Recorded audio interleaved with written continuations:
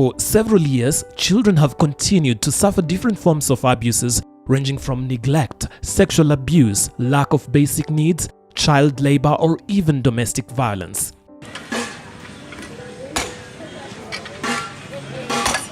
These abuses are either occasioned intentionally or due to natural circumstances beyond the control of duty bearers, such as the case of a family living in abject poverty, hence being unable to fend for their children or ensure they get education.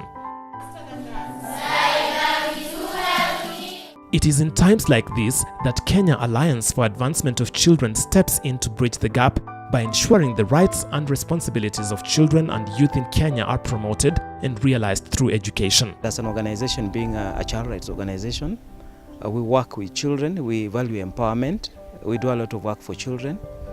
We have some support from well-wishers who are actually just people like you and me to support needy girls in a number of counties in this country.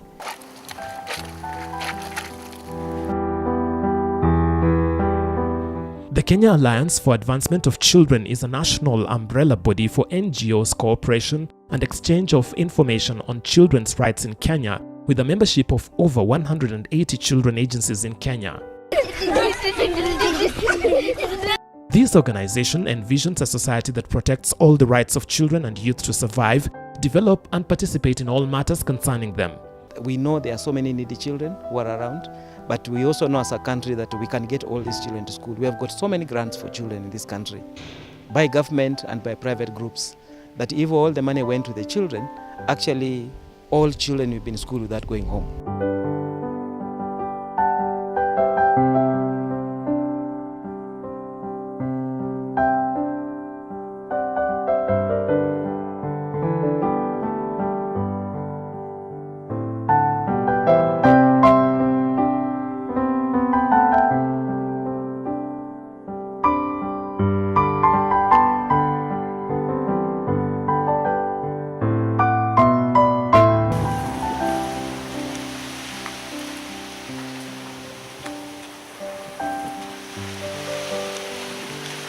Vivian Akinyi is a 17-year-old orphan from Siaya County who was adopted by well-wishers in Kipkaren Estate within Uasin Gishu County. Mimi penye nimesimama hapa nimekuwa orphan na wazazi wangu waliniacha kama nikiwa mdogo, lakini mzazi mwenye nimeishi na yeye ni mwenye alikuwa tu ananisaidia kwa saizi na bado namuombea tu.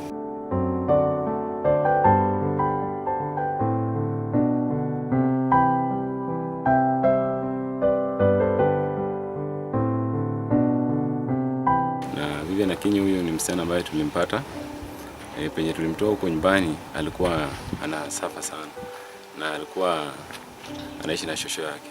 Sasa tukaona kwamba kushinda na safa sana, tukaona tumchukue babu huko. Alikuwa shosho analewa na hakuwa anamshughulikia.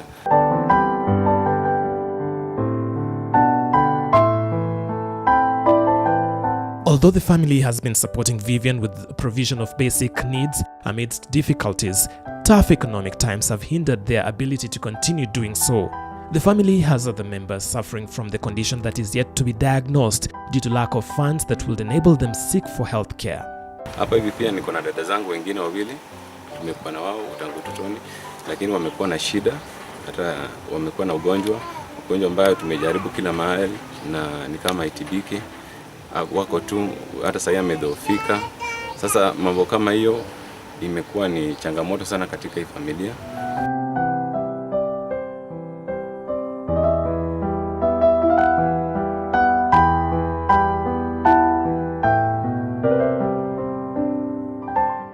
Vivian was forced to drop from school while in Form 3 at Kerotet Girls Secondary School in Uasin Gishu County after the well-wishers who are supporting her, including Kapseret Constituency Development Fund, abruptly cut short their aid. Kwa maisha yangu kwanza nianze high school, nimekuwa nikisaidiwa na watu tofauti.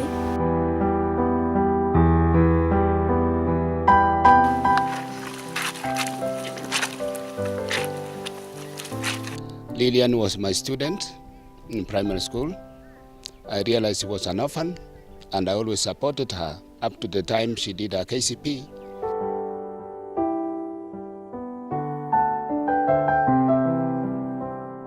The girl stayed home for several months with her hopes of becoming a soil engineer almost fading away. Nilisoma ya mwisho second term, then third term nikifungua shule last year, principal akanirudisha. Sasa kuanzia hiyo wakati mpaka wa leo bado sijafungua shule. As a school, we were able to give a sponsorship of 30,000 from the kitty of needy girls, but that was not enough because the balances were so high. So just like other girls, she was sent home for fees and she was not able to come back.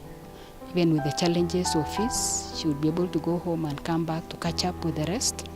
And being given an opportunity to study without interruption, I'm sure as a teacher she can be able to perform and even attain a grade of B or above that.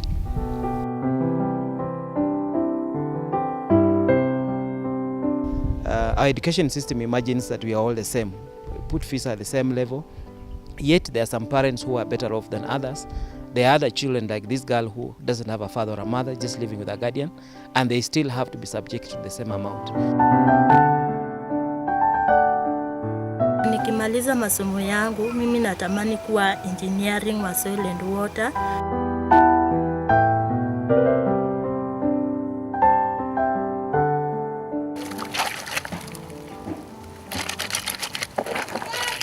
But after her story featured on several media houses, her dream was rekindled, courtesy of Kenya Alliance for Advancement of Children, KAACR, in partnership with United Church of Canada, came to the aid of Vivian.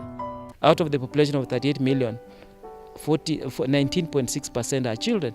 And right now, if we have a population of 42 million, we are talking about 22 million being actually people below under 18 years, who, if we don't focus on, our economy, no matter how much we do, will not be able to achieve a lot.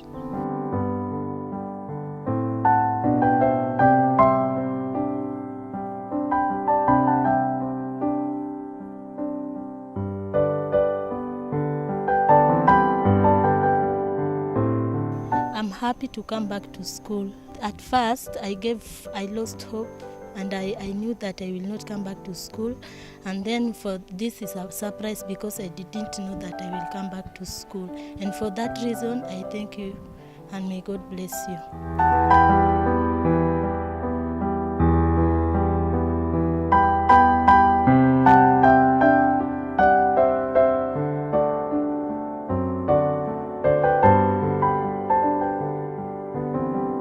I want to thank the Kenya Alliance and the staff, the director, Mr. Kesa, and the staff who are here for noting down this particular case of Vivian Akinyi and supporting her in terms of payment of fees of 53,554.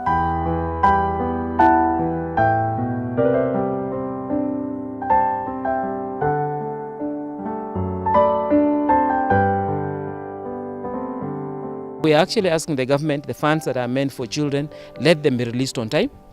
At the same time, the money meant for children, let it actually go to children, not to other sources.